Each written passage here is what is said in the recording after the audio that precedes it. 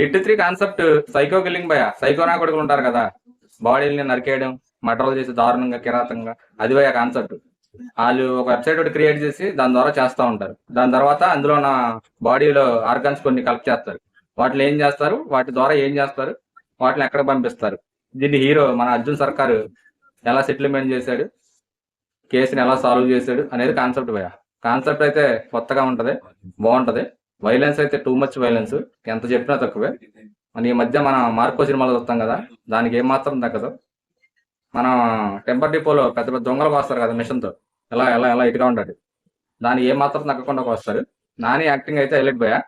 హీరోయిన్కి నానికి కెమిస్ట్రీ కూడా బాగుంటది, అంత న్యాయం జరుగుద్ది.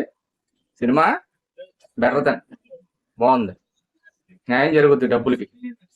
మన క్లైమాక్స్ లో మరి ఫోర్త్ కేసు ఉంటదిగా, కేసుకి ఎవరు వస్తారనుకున్నాం, మన కార్తీ అన్న ఖైదీ ల్యాండ్ అవుతాడు భయ చెన్నై నుండి. మరి నెక్స్ట్ ఎలా ఉంటుందో వెయిట్ చేయాలి.